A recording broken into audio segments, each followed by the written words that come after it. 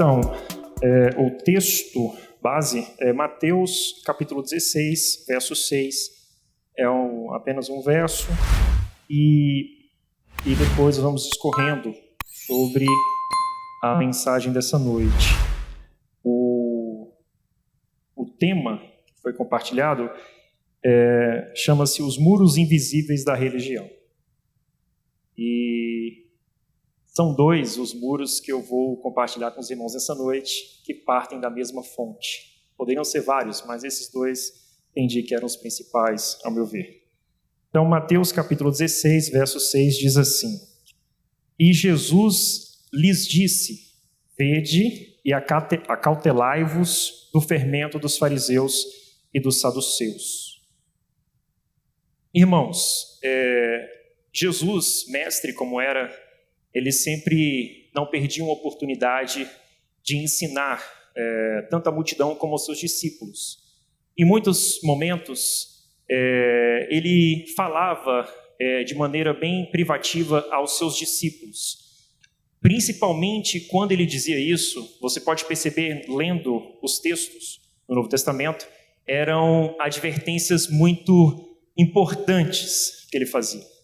Não que quando ele falava a multidão não era, mas normalmente quando ele falava aos discípulos, ele queria dar uma atenção muito específica em algo que era muito grave ou de um alerta muito grande. Então, se era para os discípulos, certamente algo muito importante de transmitir, era também a nós. E aqui você percebe que os verbos que ele está utilizando são todos no imperativo, que indica algo de ordem, um pedido de bastante relevância, como eu disse. Na versão, inclusive King James, ele diz assim: estejais alerta e acautelai-vos. Ele usa uma expressão a mais.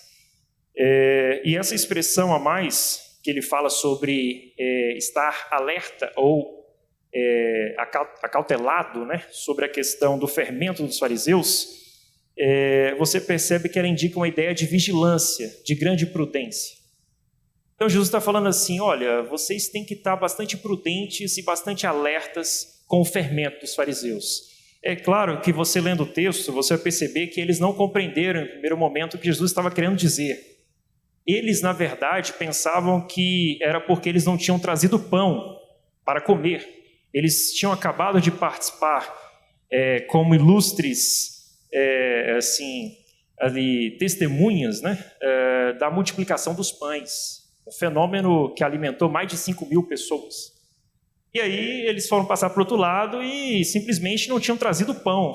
Então a preocupação deles é que tinha que compartilhar do pão dos fariseus. E Jesus, na verdade, esclarece depois que não era nada disso a grande questão. Inclusive chama eles de homens de pequena fé.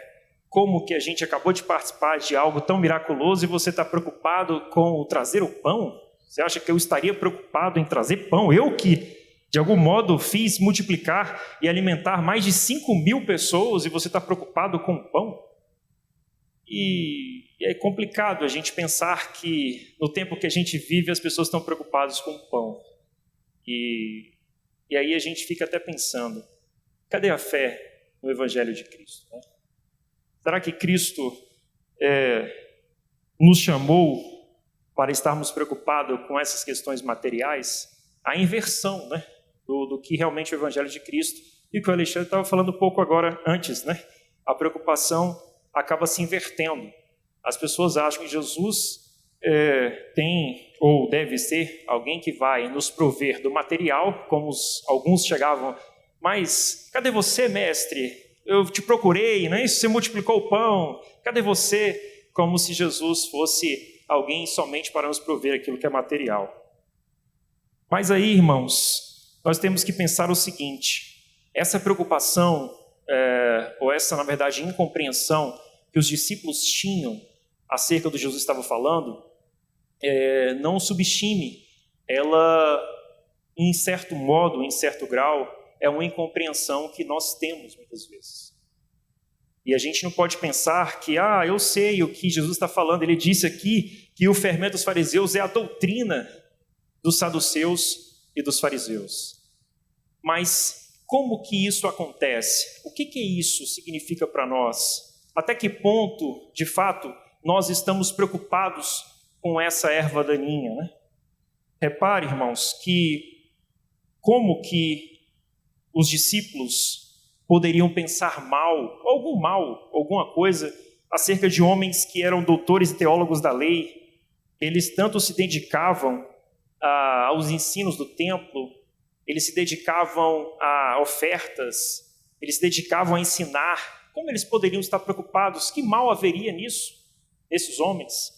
Como suspeitar de tais homens que detinham aparência de piedade, a ponto de eles produzirem mais doutrinas humanas? Eles produziam doutrinas humanas em acréscimo para se tornarem mais santos e mais devotos a Deus. Você, seja honesto, você pensaria algum mal desses homens? Aí você pode pensar e relembrar e ver e pensar a sua experiência.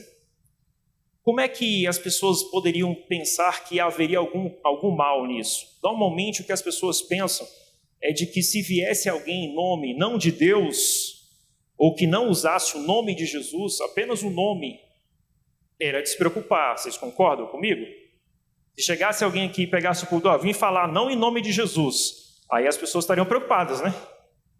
Não é isso? Não, que isso, você não pode falar não em nome de Jesus. Mas e quando a pessoa diz que vai falar em nome de Jesus? Aí as pessoas falam, então estamos tranquilos, né? É em nome de Jesus. Por que nós temos problema, né? Amém, é isso aí. Só que Jesus está falando com os discípulos que caminhavam com Ele, que dormiam e comiam com Ele, que estavam todo dia com Ele, e deu a advertência para eles. Não eram pessoas que estavam apenas indo ao templo e ouvindo somente os ensinos dos fariseus. Eu penso que nem isso eles estavam ouvindo naquele tempo. Mas vocês vão se lembrar e vocês podem refletir de que eles tinham uma herança muito grande da doutrina dos fariseus e dos saduceus. E aqui, nessa introdução que eu estou fazendo com vocês, né, por hora, eu vou chegar daqui a pouco no primeiro muro invisível. No primeiro muro invisível da religião. E é isso que eu queria que vocês já começassem a pensar. A questão não é exatamente o local aonde você se reúne. Não é somente isso. Nós sabemos que o DEVAP tem uma grande preocupação com a palavra, o ministério tem uma grande preocupação, mas essa preocupação é um ponto positivo e, de certo modo, nos livra da influência e da instigação dessas doutrinas. Aqui você pode ver que não existe essa instigação, não existe esse apregoar dessas doutrinas dos fariseus e saduceus, não existe. Aqui a gente combate, na verdade, esse tipo de coisa. Mas isso não quer dizer que você esteja livre delas. É isso que eu queria frisar. Por isso que o muro que é colocado dentro do seu coração, ele é invisível. E você tem que abrir os olhos do coração para enxergar esse muro que pode estar sendo construído. Alguns o muro está bem grande, outros o muro está mais ou menos. Outros falta pouco para destruir todo o muro, mas é preciso estar atento com ele. Há alguns que querem reconstruí-lo, e aí é um grande problema. Amém? Então vamos lá. Olha só, Mateus capítulo 16, do verso 12, e se você comparar com Lucas capítulo 12, verso 1, você percebe o que Jesus ele define exatamente o que seria esse fermento do engano dos saduceus e fariseus. Em Mateus 16, 12, ele vai dizer que, ele explicando para os discípulos, poucos versos depois desse que eu li, verso 6, lá no verso 12, ele vai dizer o quê? Que isso se referia à doutrina dos saduceus e dos fariseus. Então nós temos a primeira informação. Em Lucas capítulo 12, verso 1, ele vai dizer que esse fermento seria a hipocrisia. Então ele fala duas coisas. Ele fala da doutrina dos saduceus e fariseus, e ele fala que esse fermento seria também a hipocrisia. E aí a gente precisa pensar o que Jesus queria dizer com isso. Uma coisa se une à outra. Jesus está usando uma figura muito conhecida dos judeus, né? Não também de nós também, mas principalmente daquele povo, sobre a questão do fermento. Então ele fala algo que eles são acostumados, entendiam bem como é que era aquilo. Simplesmente, essa figura de Cristo, ela é retirada também do registro judaico das páginas do Antigo Testamento. Sempre tem uma alusão a algo maléfico no Antigo Testamento. Se você ficar lendo, você vai perceber que o fermento, ele sempre tem uma alusão nociva ou maléfica aos judeus. Tanto é que na Páscoa, eles comem o pão sem o fermento. É a orientação para eles, por causa dessa figura. E aí o fermento, ele se refere ao quê? Na verdade, uma levedura. É alguma porção retirada do pão, da massa, né, da massa do pão, e deixada de fora, né, para servir de fermento. E aí as pessoas, o que elas faziam no seu tempo? Elas preparavam seus próprios pães. Não é como hoje, você passa na padaria Bonanza, na padaria Rei do Trigo e compra o pão. Então eles faziam. Só o irmão que faz um pão gostoso aqui é o irmão Eunildo, né? É um pão maravilhoso, recomendo. O irmão Eunildo, depois você experimentar o pão dele, é muito bom.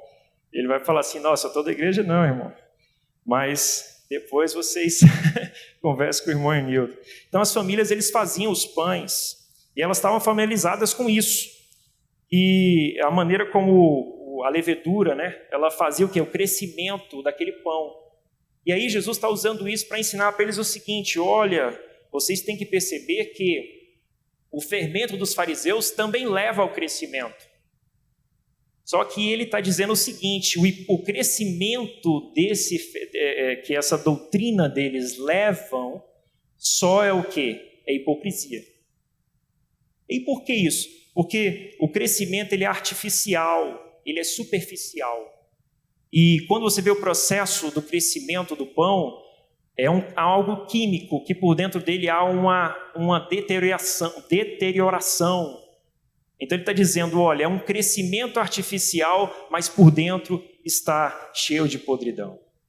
Não há um crescimento real, não há substância, não é o crescimento do poder da vida, não é algo orgânico. A pessoa não está crescendo com relação ao amor e à prática do Evangelho, ela está crescendo em algo exterior, aparente. É só uma aparência, mas não é real. Então Jesus está falando, olha, isso é o pior que pode acontecer com vocês. Porque na verdade vocês devem crescer, é verdade, mas não com o fermento dos fariseus. O apóstolo Paulo depois vai dizer muito bem que você tem que lançar fora esse fermento deles, mas na verdade o que você tem que ter é o quê? São os pães, é o fermento o quê? Da sinceridade, ele dizia. É os pães asmos da sinceridade, da fraternidade, do amor. Você deve crescer nisso, longe da doutrina dos fariseus e saduceus. Então, nesse ponto, é que o apóstolo Paulo, ele advertia os irmãos de Coríntios. Ele chegou a dizer aos irmãos que viviam em carnalidade, ou seja, eles chegaram a um nível de que eles diziam, eu tenho vários dons, só que eles começaram a ficar inchados, eles começaram a se perder nas doutrinas humanas. Eles começaram a abandonar a experiência da verdade. E aí eles ficaram pensando de que somente ter as tradições era suficiente. Paulo elogiou eles, vocês guardam as tradições que eu ensinei. Mas aí vocês caminharam para a carnalidade. Ele disse assim, estáis inchados, ele diz ao apóstolo aos Coríntios, inchados. E a gente poderia até pegar para nós aqui, aplicação prática, nós estamos bastante cheios da palavra da verdade. Nós aqui, por exemplo. Mas, por exemplo, se eu estou cheio dessa palavra, mas eu ainda insisto, por exemplo, numa briga apologética, numa como é que pode dizer assim, algo ferrenho a ponto de ferir o meu irmão que tem menos conhecimento com a verdade, eu estou inchado, entendeu? Eu estou assim, vazio do poder da vida, eu estou me esvaziando, mas eu estou fazendo em nome de Deus, só que Deus não pediu para ferir ninguém em nome dele, e ele disse que ele não precisa de uma defesa apologética em que eu tenha que ferir os meus irmãos. Ele quer que eu ame a palavra e que defenda a palavra com a minha própria vida e com a experiência da minha vida. E se preciso for, eu estou sempre de braços abertos a compartilhar a palavra com meu irmão. Mas se ele não quiser ouvir, se ele resistir profundamente, respeite ele. Não precise feri-lo.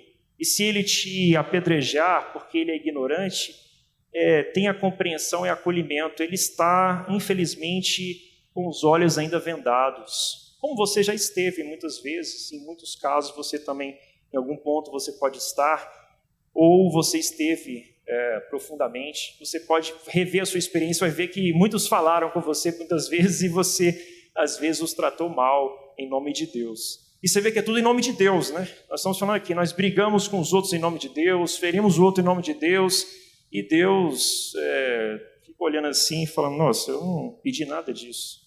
Eu pedi para que eles se amassem uns aos outros, não foi isso? Se amassem e tudo mais, e é isso. Então aqui, irmãos, Paulo falou, vocês estão inchados. E ele dá o fundamento, não é boa a vossa jactância. Ele fala do orgulho. Não sabeis que um pouco, não é muito, tá? Tomem cuidado. Por isso que a advertência de Jesus Cristo não era à toa. Ele falou assim, um pouco de fermento faz levedar toda a massa. Só um pouco do fermento do orgulho, do engano, já faz você ficar bastante inchado. E faz você pensar que está com um crescimento profundo.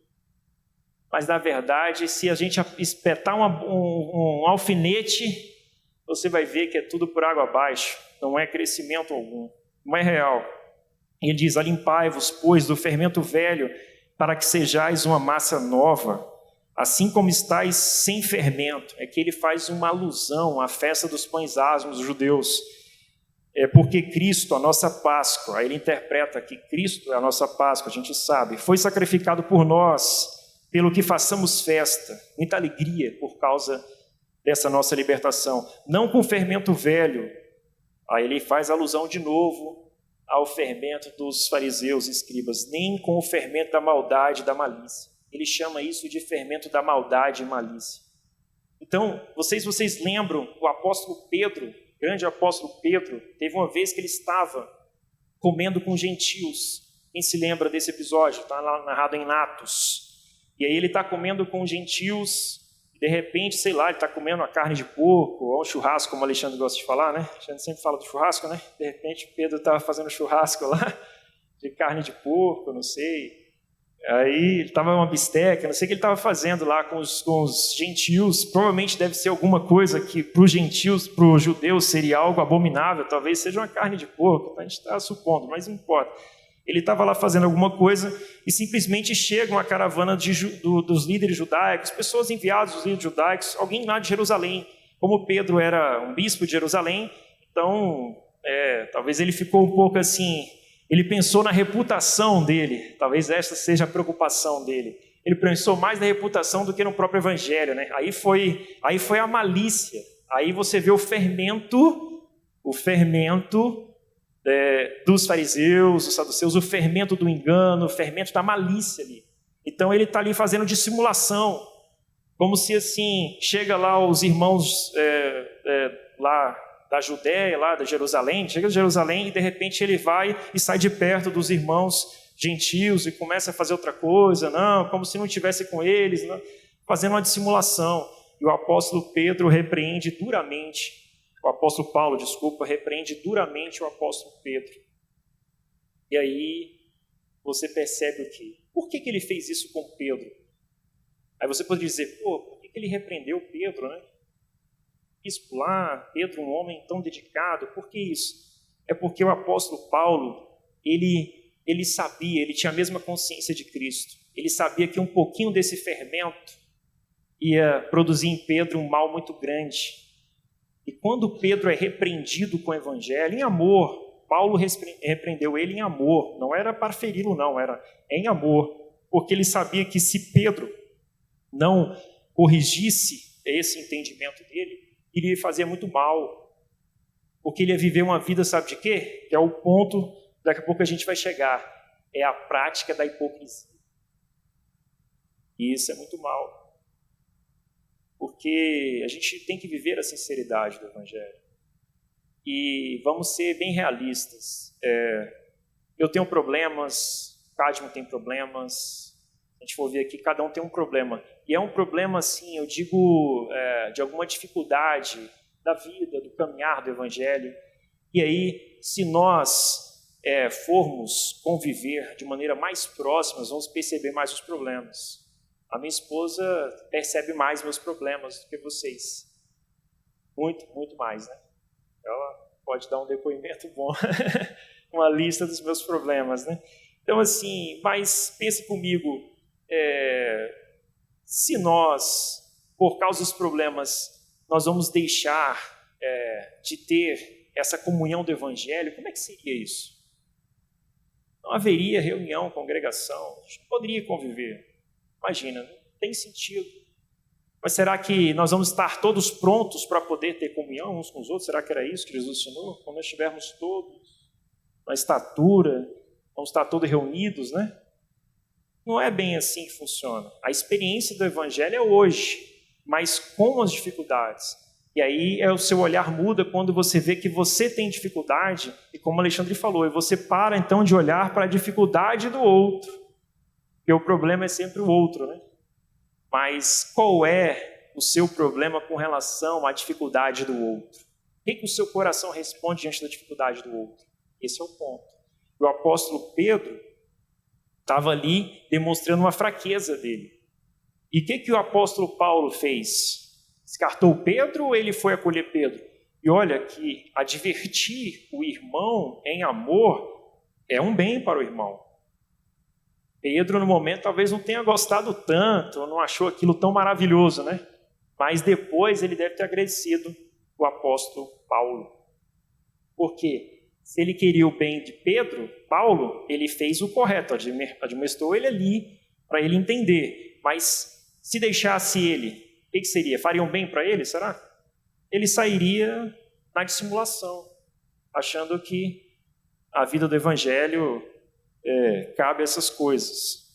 Então, olha só, irmãos, aqui, quando Jesus fala que o fermento do fariseu, o fermento isso dos fariseus e saduceus, é a doutrina deles e a hipocrisia, aí a gente tem que começar a entender. Primeiro, o fermento produz esse crescimento que eu falei, artificial.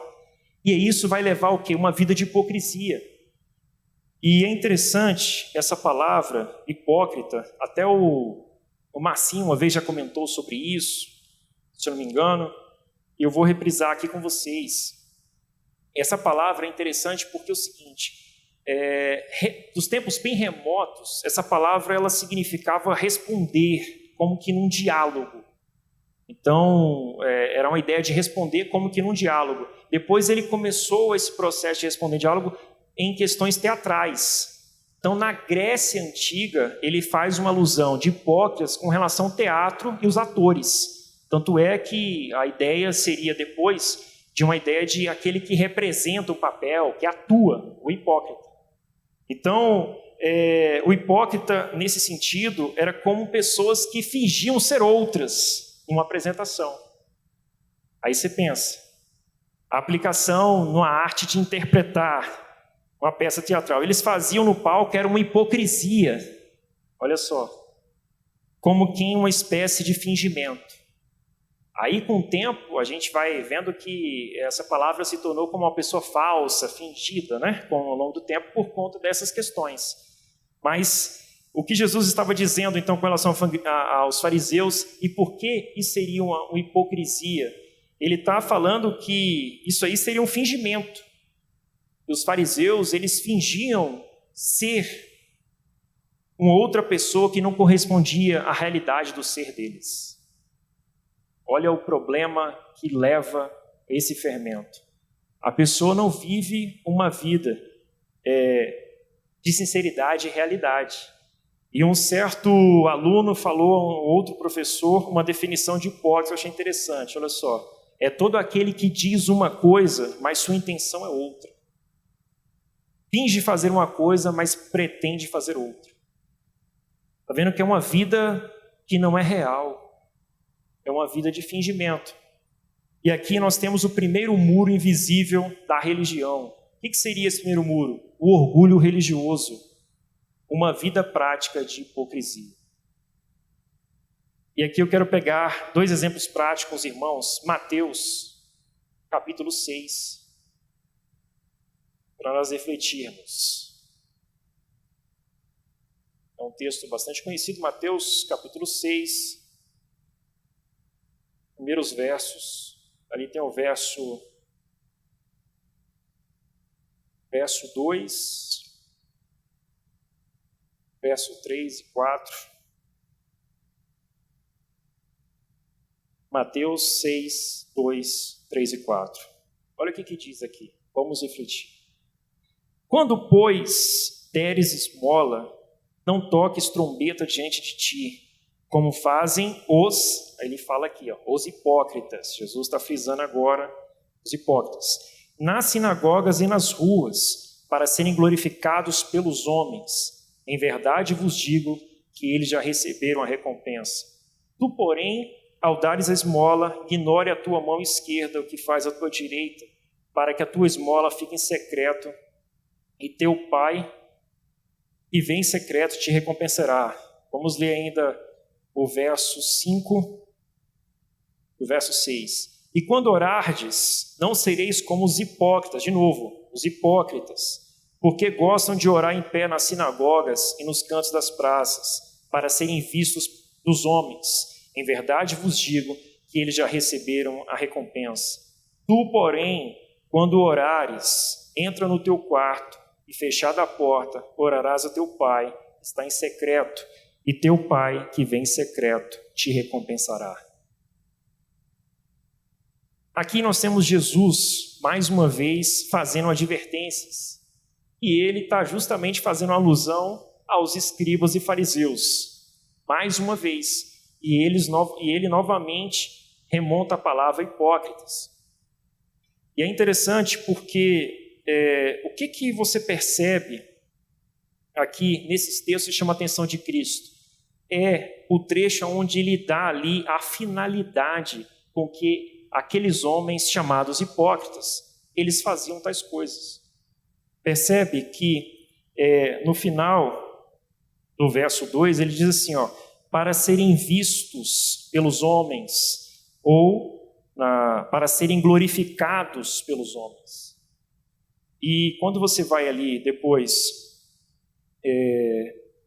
mais à frente, você vê aqui, tua mão esquerda, eles falam assim, de novo ele repete no verso 5, quando orardes, para serem vistos os homens, ele repete novamente.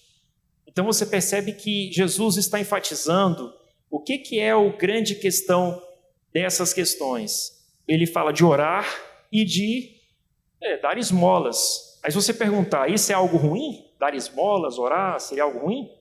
Dar esmolas, orar, tem alguma coisa de ruim, oração? Alguns dizem que até não orar é ruim, né?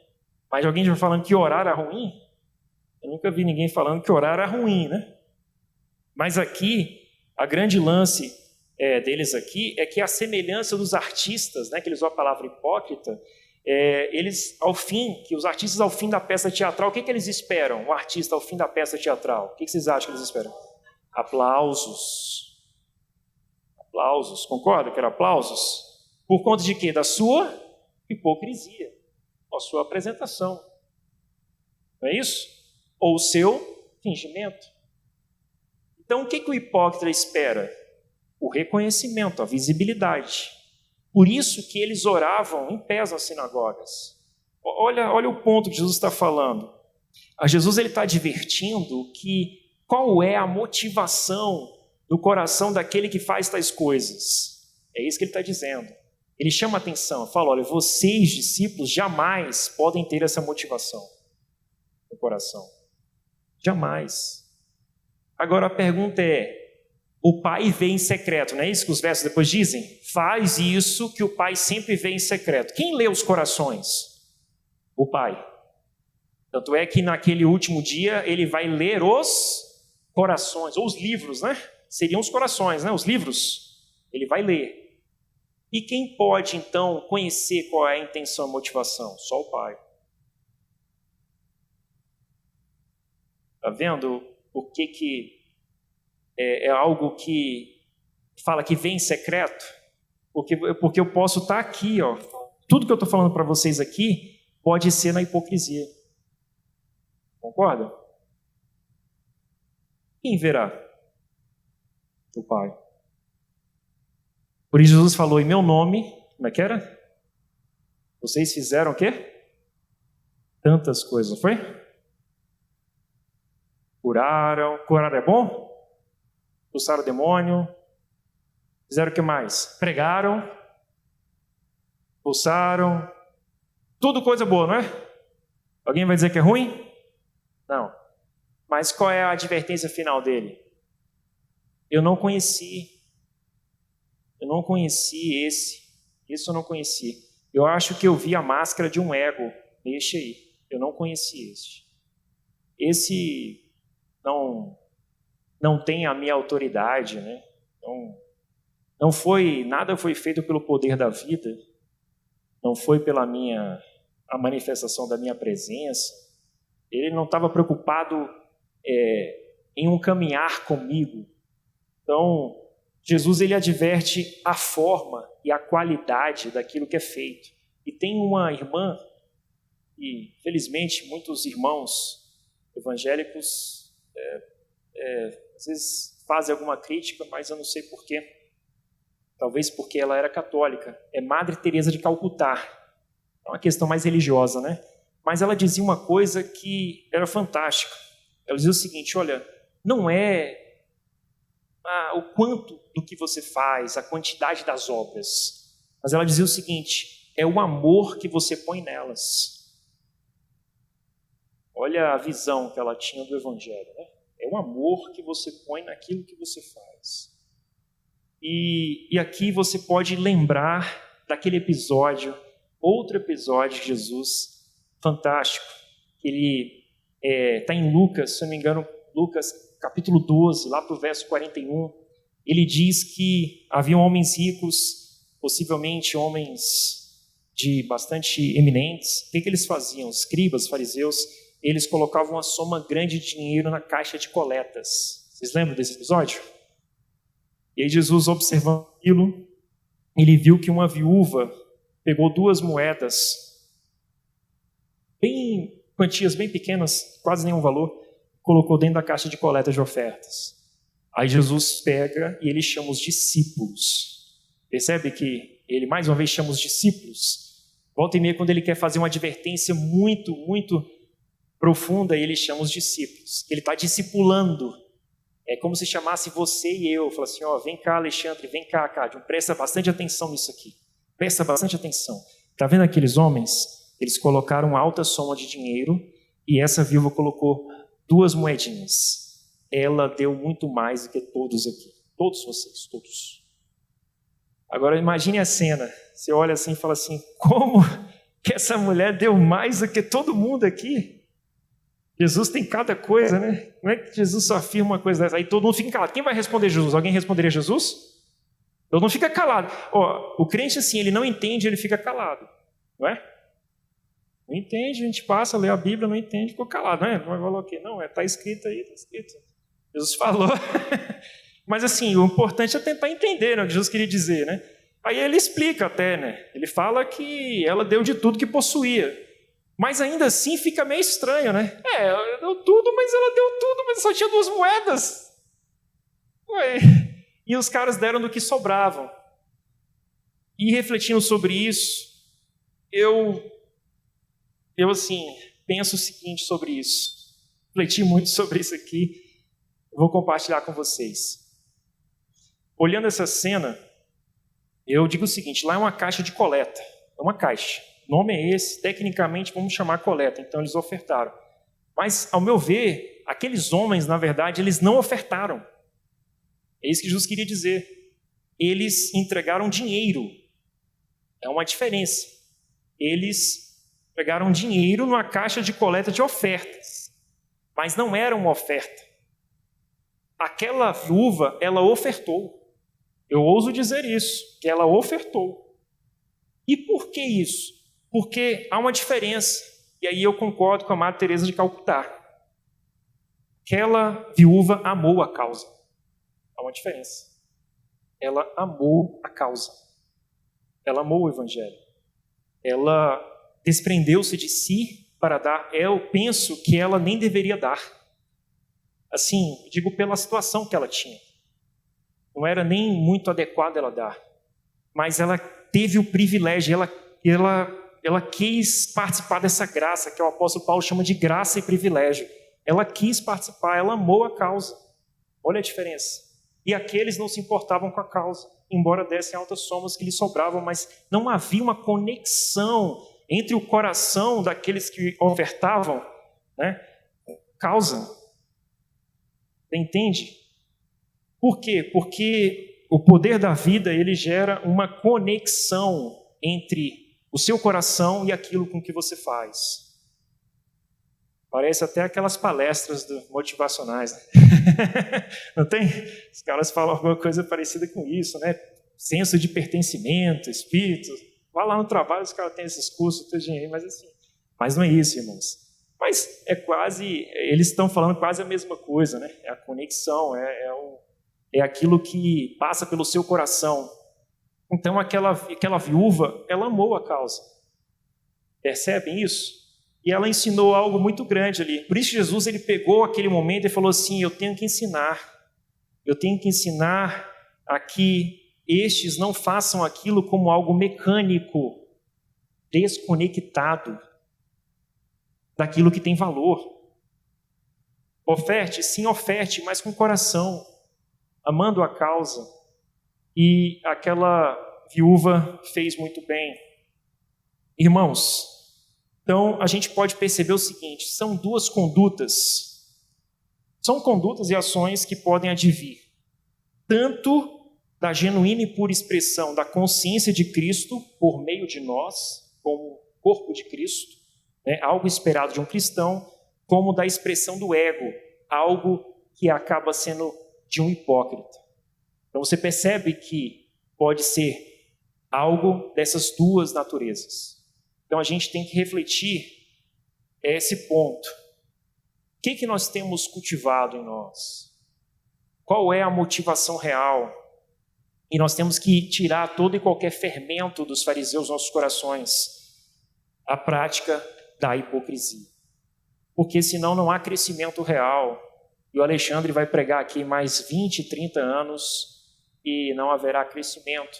Se nós não entendermos que não podemos deixar nenhuma malícia, nenhum fingimento, nada atrapalha o crescimento real e substancial do coração. E se apegar ao Evangelho de Cristo. Na simplicidade, não é nada mirabolante, é a prática do dia a dia. Um dia desse, eu vi o irmão Rodolfo, né? Ele desceu, você lembra, Rodolfo? Ele saiu cumprimentando todo mundo, uma coisa tão simples, mas eu achei assim tão gracioso, né? Ele foi cumprimentando e, lógico, isso, por exemplo, se ele fez isso, imagino assim, que com graça, com amor, ele se preocupado com os irmãos, com afeto, um gesto de carinho, por exemplo, é algo muito louvável. É uma expressão simples que eu estou falando, bem simples, né? E ele fez isso, eu achei bastante maravilhoso. Aí você pensa, é uma coisa prática, simples. E para isso ainda tem outras coisas mais complexas. Seria o quê? É você partilhar com o seu irmão, é a gente não ficar triste se algum irmão estiver padecendo alguma necessidade entre nós, né? E ter um coração de que a gente não quer ver alguém isso, sem que a gente estenda a mão para socorrer. Então a gente não pode ficar indiferente aos nossos irmãos, né? A dificuldade do nosso irmão e a dor tem que ser também, tem que nos comover de algum modo, tem que nos atingir. Senão a gente não está entendendo nada do Evangelho, né? Então Jesus, por isso Jesus dizia o seguinte, ele falava, olha, se a justiça nossa não exceder a dos escribas e fariseus, de maneira nenhuma nós entraremos no reino dos céus, ou no reino de Deus, ele dizia. E ele está falando justamente disso. Por quê? A nossa justiça do viver, ela deve superar a superficialidade, a superfície. Essa aparência, porque o religioso ele é uma superfície do Evangelho, ele é um cara aparente, uma coisa que está sempre na superfície do Evangelho, ele não consegue, há um muro invisível, que é esse do orgulho, do fermento, que impede ele de crescer. Se você conversar com ele daqui 5 anos, por causa dessas tradições, desses ensinamentos que são que levam a pessoa a um fingimento, a um apego àquilo que não tem valor espiritual real, você vê que parece que ele tem a mesma mentalidade, as práticas não mudam, ele não há um crescimento no coração dele que você percebe assim, de preocupação com os outros, com os irmãos, até mesmo na comunidade onde ele vive, onde ele se reúne. A gente não percebe exatamente isso. E isso é algo ruim. Ele pensa, por exemplo, que o pastor tem que visitar o irmão. Não que o pastor não possa visitar o irmão, por exemplo. Mas ele, por exemplo, ele acha que o pastor tem que ir lá visitar o irmão. O Alexandre teria que visitar todos os irmãos que estão com alguma dificuldade e tudo mais. Imagina como é que seria isso.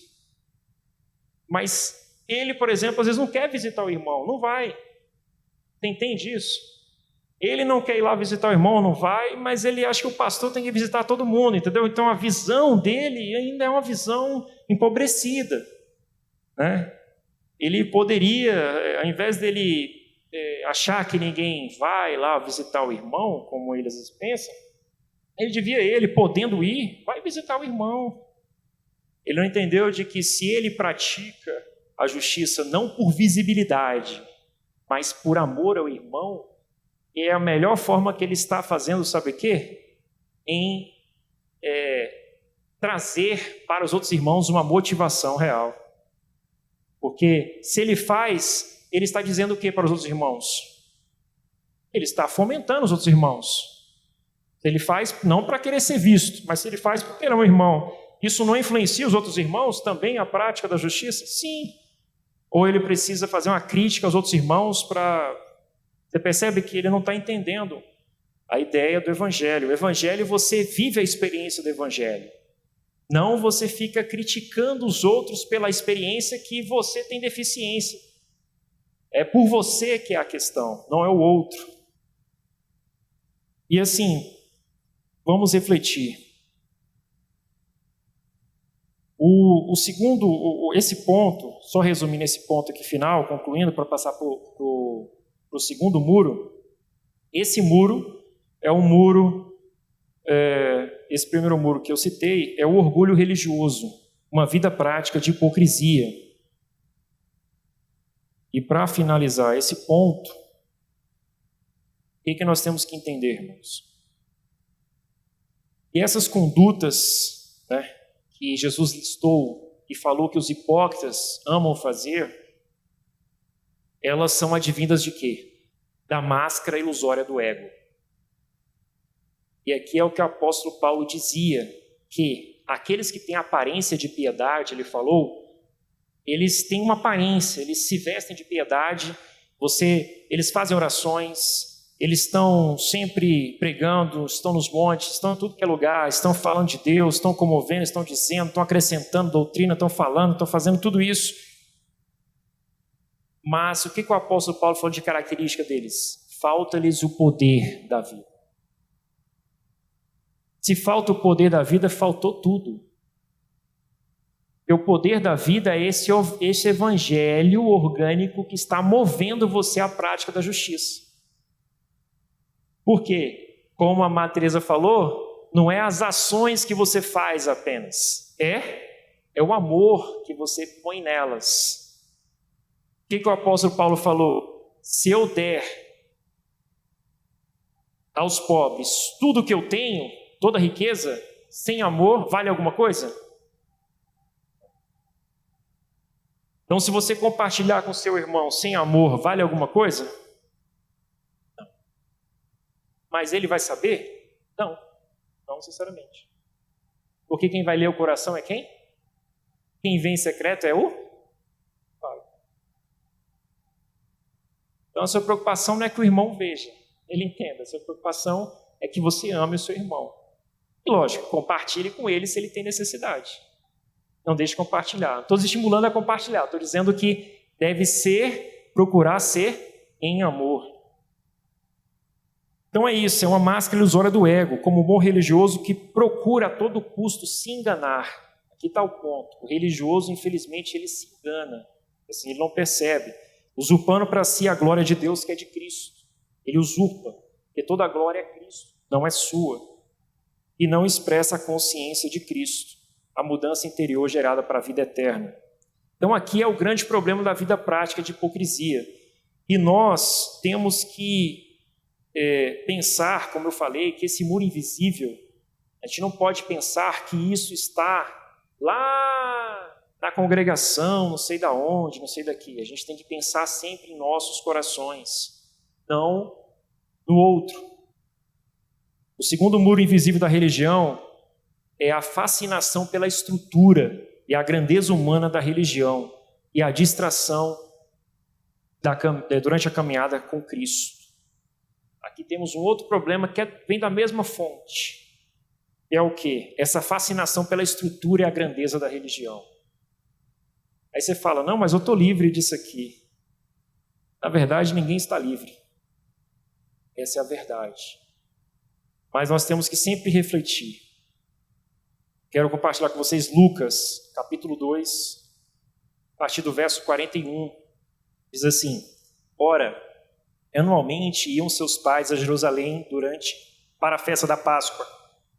Quando ele atingiu os 12 anos, subiram a Jerusalém segundo o costume da festa. Terminados os dias da festa, ao regressarem, permaneceu o menino Jesus em Jerusalém, sem que seus pais o soubessem. Pensando, porém, está ele entre os companheiros de viagem, foram um caminho de um dia, e então passaram a procurá-lo entre os parentes e os conhecidos. E não tendo encontrado, voltaram a Jerusalém à sua procura. 3 dias depois, o acharam no templo, assentado no meio dos doutores, ouvindo-os e interrogando-os. E todos os que ouviam, muito se admiravam da sua inteligência e das suas respostas. Logo seus pais o viram, ficaram maravilhados, e sua mãe lhe disse, filho, por que fizeste assim conosco? Teu pai e eu, aflitos, estamos à tua procura. E ele lhes respondeu, por que me procuráveis? Não sabíeis que me cumpria estar na casa de meu pai? Não compreenderam, porém, as palavras que lhes dissera. E desceu com eles para Nazaré, e eram submissos. Sua mãe, porém, guardava todas essas coisas no coração. E crescia Jesus em sabedoria, estatura e graça diante de Deus e dos homens. É um texto onde você percebe aqui uma narrativa, né, de Lucas sobre um episódio que aconteceu durante a festa da Páscoa. Parece um episódio, né, uma história, mera história, que é uma história, mas aqui tem algo interessante para a nossa reflexão, porque a festa da Páscoa ela era uma festa importante para os judeus, e duravam ali aproximadamente 7 dias. Então as pessoas se reuniam, famílias, iam comer o novilho que foi morto, né? Eles comiam assado e tudo mais, faziam aquele ritual, e aquela cidade de Jerusalém ficava com muitas pessoas, milhares de pessoas reunidas para praticarem aquela festa, em celebração da libertação do povo judeu das mãos opressoras do Egito.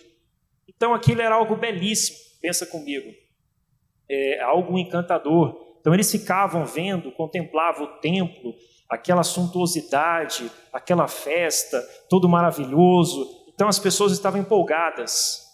Então pensa na estrutura que era tudo aquilo ali, a ponto de que em Lucas, em outro texto, logo um pouco antes de Jesus profetizar que o templo seria destruído, os discípulos estavam admirando as pedras preciosas do templo, aquela escultura, aquela estrutura toda. E aqui é um ponto de advertência. Quando a gente olha, por exemplo, para nós, vou pegar o exemplo prático aqui do DEVAP. Pega a estrutura do DEVAP, por exemplo. Vocês acham que a estrutura do DEVAP é grandiosa? Diz aí, Alexandre. Pega aqui o número de pessoas que se reúnem aqui e compara aí com qualquer outro, você pensar, é grandioso? Chama a atenção? As pessoas ficam maravilhadas com alguma estrutura? Não vou comparar o templo com nenhuma estrutura daqui, embora tiveram alguns que quiseram reproduzir o templo, né, e tal. Mas assim, tem belíssimas estruturas, muitas congregações e muitas pessoas e muita coisa. Mas se fosse pela fascinação da estrutura, alguém estaria aqui? Pela fascinação, alguém permanece aqui?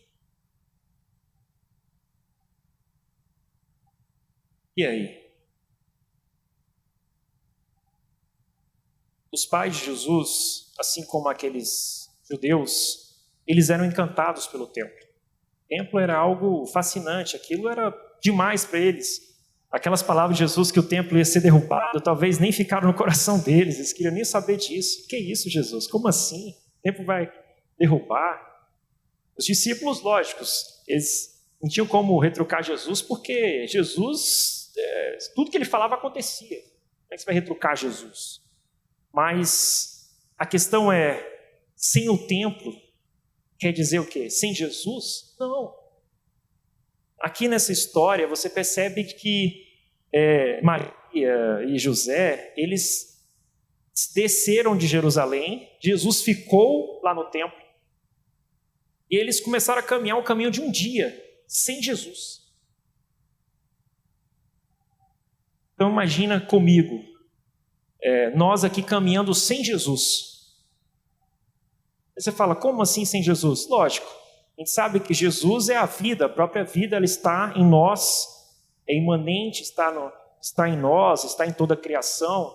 Então é impossível você estar sem Jesus nesse sentido. Mas é possível que você esteja sem Jesus, caminhando sem Jesus, no sentido da experiência com Jesus, do Evangelho. E aí acaba sendo o quê? Uma vida prática de quê? Mecânica, de hipocrisia. É o primeiro muro invisível. Então, mas a pessoa está fascinada com a estrutura. E como que a gente pode, então, pensar que uma pessoa, essa distração, essa fascinação pela estrutura, leva, às vezes, essa pessoa a ignorar o Evangelho de Cristo? Olha o fermento da religião sendo colocado. Lógico, nós aqui queremos ter uma boa estrutura. Às vezes não fazemos porque nos falta o recurso, né? Aí falta, às vezes, apoio nesse sentido. Mas o Evangelho de Cristo, ele precisa da estrutura? Ele depende da estrutura? Não, né? O que é mais importante, o Evangelho? Lógico, que a estrutura, todo mundo vai dizer que o Evangelho é mais importante que a estrutura. Não é isso? Mas se eu não permaneço por causa da estrutura, se eu não luto para a melhoria da estrutura, eu estou dizendo o quê? Que o Evangelho mas como? Mas se eu vou ouvir aqueles que estão ali fomentando doutrinas humanas e não preocupadas com o Evangelho de Cristo, eu estou preocupado com o Evangelho de Cristo, então a gente tem que refletir que, infelizmente, a glória humana, qualquer outra coisa que tenha, ela não pode ser suficiente para nós. Nunca será. E você lembra que os irmãos do primeiro século, em ferrenha perseguição, eles se reuniam em cavernas. Às vezes eles tinham pedaços de rolos de textos sagrados. Aqui você tem Bíblia, várias traduções, nem lê direito. Mas o cara lá tinha um rolinho, um negocinho aqui, e ele tinha que passar de pessoa em pessoa.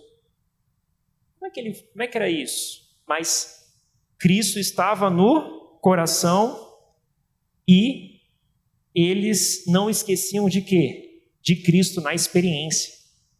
Aqui, a mãe de Jesus andou um caminho de um dia sem Jesus. E demorou 3 dias para retornar ao templo, para achar Jesus.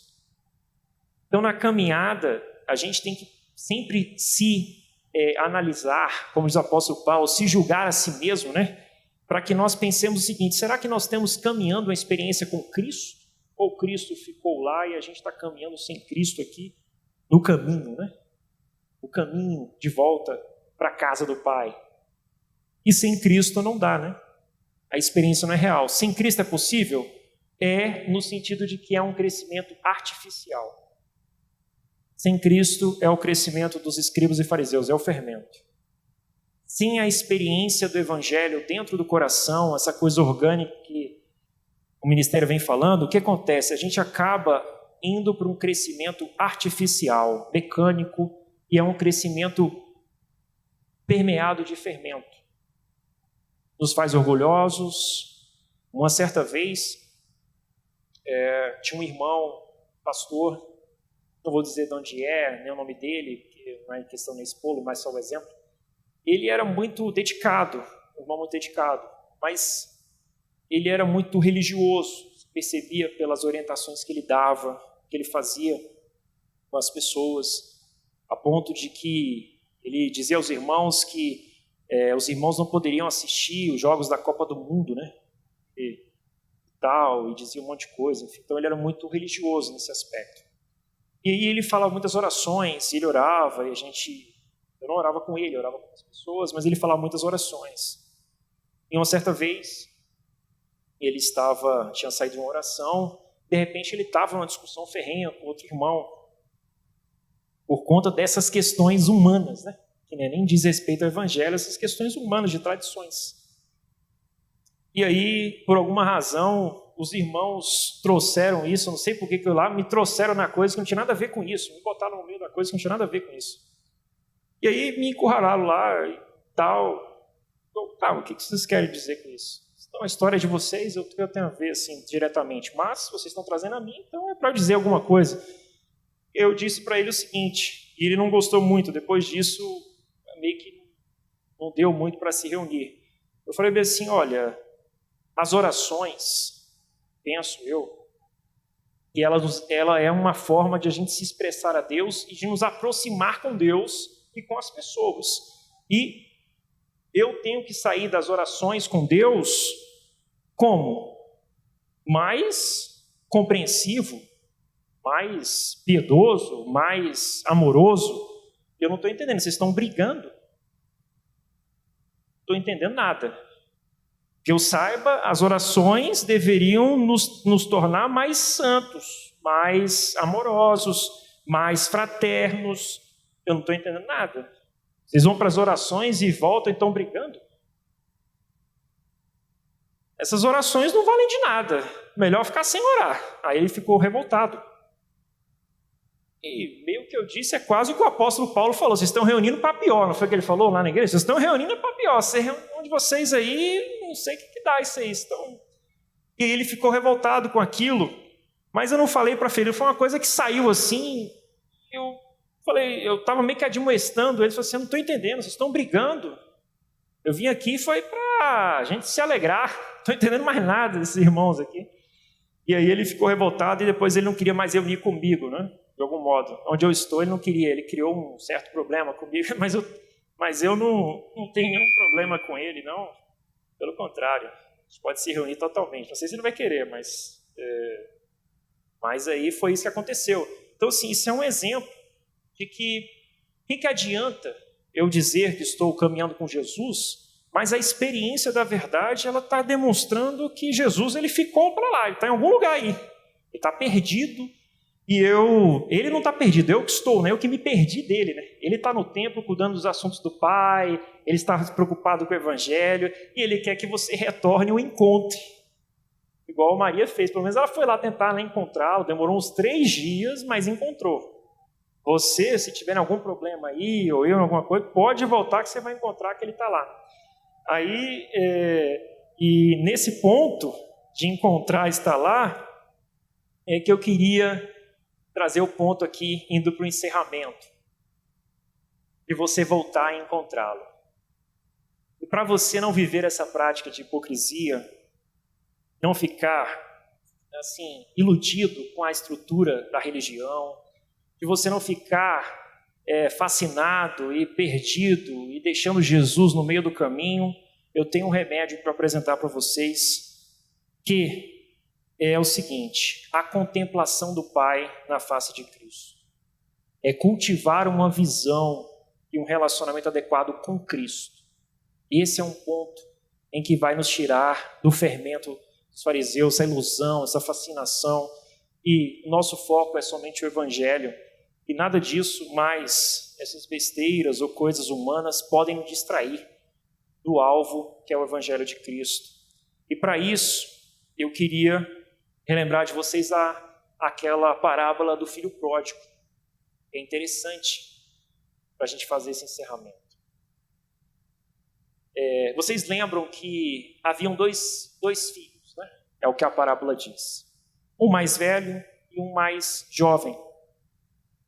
E o texto começa dizendo de que o mais velho, ou mais jovem, aliás, ele pediu a herança. E como já foi pregado várias vezes aqui, a gente sabe que aquilo que chama de herança, que seriam bens, né, ali seria uma melhor tradução, né, para a gente entender. Na verdade, traduzindo o significado, Jesus queria dizer, aquilo era a própria vida do jovem, ou a vida do jovem que representava a humanidade ali, os gentios mais especificamente. Porque na parábola Jesus está falando, de certo modo, dos gentios e está falando também dos judeus. Os judeus na figura do mais velho e os gentios na figura do mais moço. Porque Jesus estava comendo com pecadores, diz o verso 1 do capítulo 15, e aí os escribas e fariseus estavam revoltadíssimos com isso, porque eles achavam que era impuro Jesus por comer na casa de alguém que ele chamava que era impuro, o ambiente era impuro. É uma visão que hoje tem a mesma roupagem entre alguns irmãos e acabam indo para esse fermento de achar que algum lugar é impuro. Por exemplo, tinha um pastor que ele dizia, por exemplo, que o motel seria um lugar impuro, ele dizia, um exemplo, dizer que era um lugar impuro. E aí, como eu já estava tendo algum pouco de iluminação, aí eu disse para ele bem assim, mas pastor, os irmãos, quando eles saem daquilo que a gente chama de lua de mel, quando eles saem, eles vão para onde, pastor? Aí o pastor falou assim, hotel. Eu falei, disseste bem, hotel. No hotel há impurezas? Há pessoas que vão lá e cometem impurezas? Aí ele disse, tem, né? Tem ou não tem? Tem. Ele dizia que nesses lugares impuros tinha demônios. Eu falei, se tem demônio eu não sei, pode até ter. Mas, e aí? Como é que a gente faz, pastor? No hotel, segundo o que o senhor está falando, no motel tem, eu acho que no hotel deve ter impureza também. Eu acho que no motel deve ter mais do que no hotel, mas tem também. Como é que a gente faz? Ele não tinha resposta. Daqui depois em diante.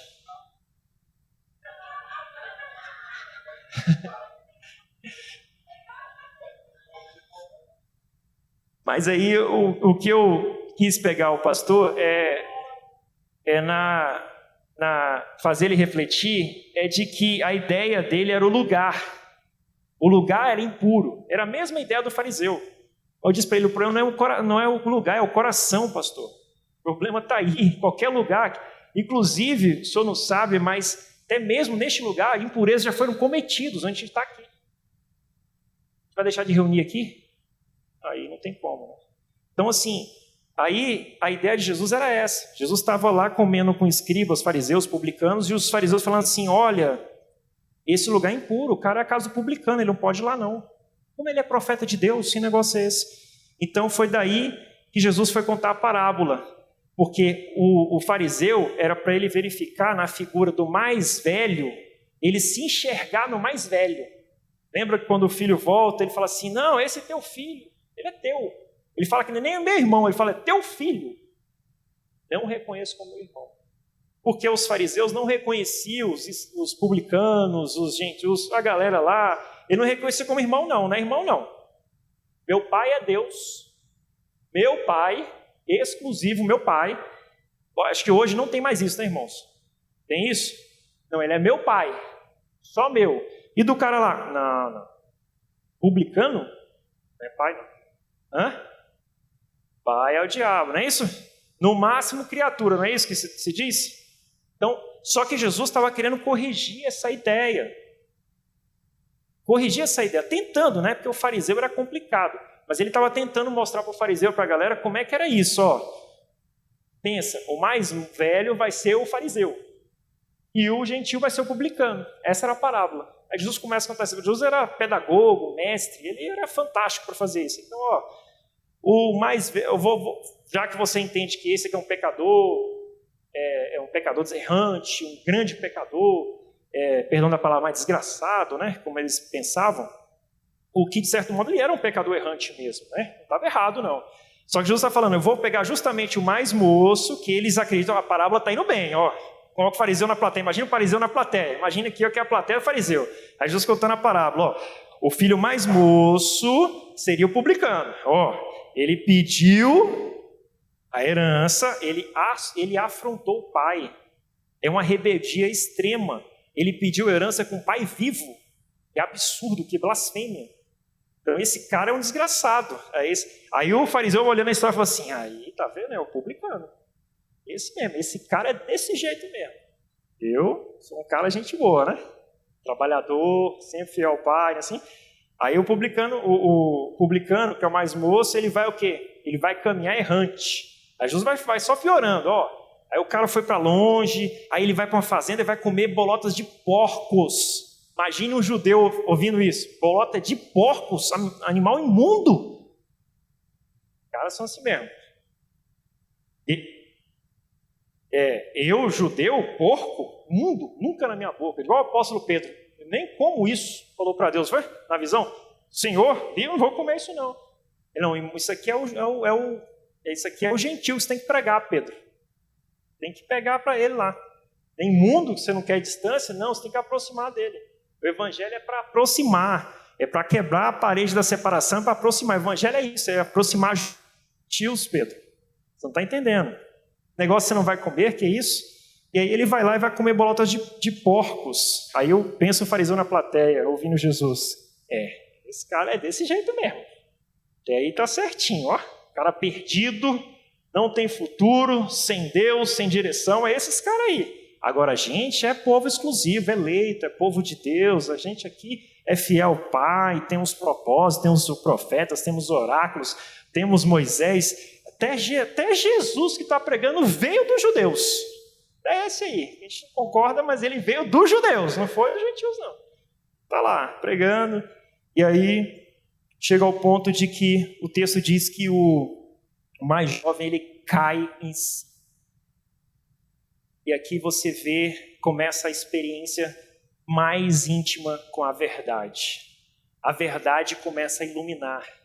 Aí você compara esse cair em si com o apóstolo Paulo, quando ele se encontra no caminho de Damasco com aquela luz do sol do meio-dia, que é Cristo resplandecendo na consciência de Paulo, e Paulo cai ali e fica cego com tanta iluminação, tanta vastidão de iluminação. Paulo não consegue ficar de pé diante do Cristo. E quando você cai prostrado diante de Cristo, você começou a ficar de pé. É o contrário. Aí você começa a caminhar quando você se prostra. Então Paulo começa a ter a experiência. E aquele jovem ali, Paulo era uma figura de um fariseu. Ele é um fariseu, né? Mas o jovem ali está na figura do gentil, mas é similar. Eles caíram em si. Então quando ele cai em si, eles estão indo para um caminho errante. Paulo está indo para o caminho da religião, da doutrina, dos fariseus, do fermento. Paulo estava perseguindo, matando, em nome de Deus. Olha, o fermento já tinha feito um crescimento em Paulo, mas o crescimento não era para a prática da justiça do evangelho. Não era. Porque o fermento fariseu não leva à prática da justiça do evangelho. Não leva. Você pode ver que toda a repreensão de Jesus nunca foi porque eles faziam prática de justiça, de amor. Nunca foi. Pode ver que nada disso. E olha que dava esmola, fazia, entregava as maiores quantidades, fazia tudo, mas sempre a repreensão era o quê? Que a intenção, que o interior sempre não tinha substância de crescimento. E aquele jovem começa a voltar. Quando ele vai, à vista de longe, no meio do caminho, quem é que vai ao encontro do jovem? O pai. E o pai dá o beijo da reconciliação, da misericórdia, abraça.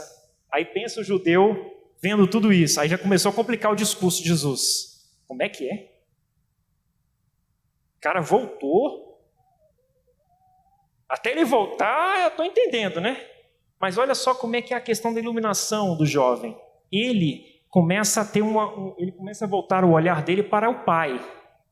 Aqui que é o ponto que eu estou falando. É você entender que você tem que contemplar o pai. O processo de retorno à casa do pai é um processo de contemplação, de experiência, de reconciliação, de amor, de proximidade com o pai, de encantamento, de você estar inebriado pelo pai, você está assim, extasiado pelo pai, você está apaixonado, você está assim contemplando o pai. O pai é o seu foco.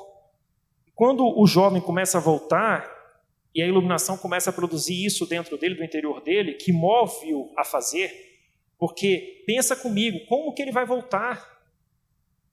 Ele volta, e o que ele fez? Ele pedia a herança para o pai vivo. O que era isso?